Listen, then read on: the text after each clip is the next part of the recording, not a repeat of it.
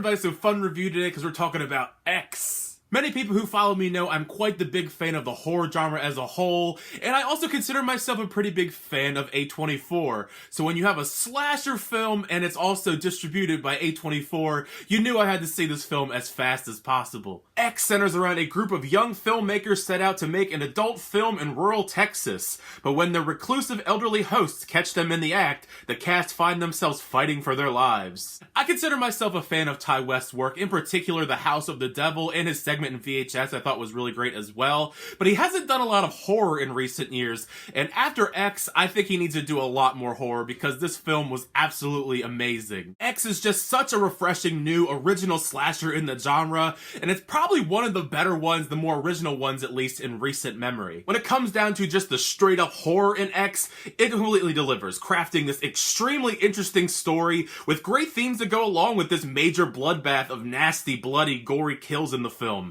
These kills here, they are pretty nasty. The gore is pretty top notch, but it doesn't always take itself very seriously with its kills, and that's something that I appreciated, as it knows when to be serious and when to play up some of this goofy stuff for laughs. It feels very much like that classic feel from these sort of horror films in the 1970s. Not just because this film is set in the 1970s, but it has that look and feel to it. It feels very authentic to the time period, and just the sheer attention to detail and the mixing of sex and terror, much like a lot of films from that time in that era. One of the major standout things to me in the way that the film created horror and tension is just the way that we edit this film. I think this has some of the best editing I've seen in a horror film in a very long time. The way that we splice together all of these different scenes to build all of that tension, I think that was brilliant. That was a great way to utilize just the time period and also just to be very unique. Surprisingly, this is kind of a bit more of a mainstream horror film than like an art house horror film like A24 usually is known for doing, which I do think some people will be very happy to hear, because a lot of the time when it comes to A24 and horror films,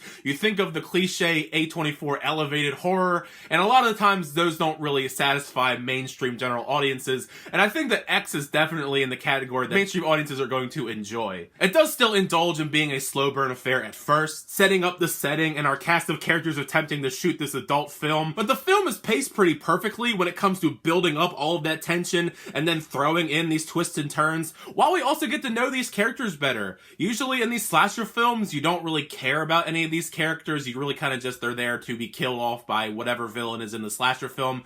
I actually quite liked most of this cast. Before all of the killing starts and we just are shooting this pornographic movie, I found myself quite enjoying this cast of characters because they're just a very extremely charming group, and they're written so well with such variety, and most of them have such a great sense of humor. I laughed a bit more than I expected to, considering the situation of filming this pornographic film guerrilla style with not the greatest equipment. Even the sex scenes themselves are kind of played for a more comical tone than you would expect in a film like this.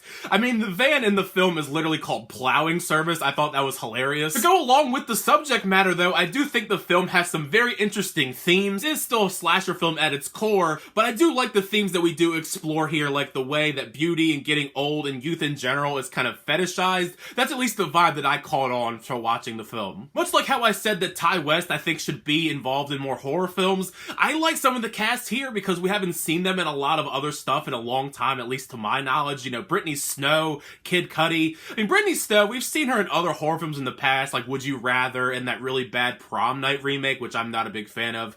But both her and Kid Cudi, they're both fantastic in this film. Both of them had some of my favorite lines of the entire film. They just have great dialogue in general and have some of the best comedic gags. Kid Cudi, he's doing a great job becoming an actor. I've been a big fan of him as an artist for a while, but seeing him in these roles kind of step up his game each and every time he's been in a film, it's pretty impressive. Jenna Ortega has already pretty much cemented her status as this new Scream Queen, being in so many different horror films lately, whether it be the sequel to The Babysitter, the new Scream that came out a couple months ago, and now this film. And this pretty much just further cemented that status here. She elevates it once again with her performance. One that surprised me the most though out of this main cast probably has to be Mia Goth, because she's impressive on twofold because of the fact that she's one of the main cast filming this porno, but she's also playing one of the crazy old people with a bunch of prosthetics and makeup on.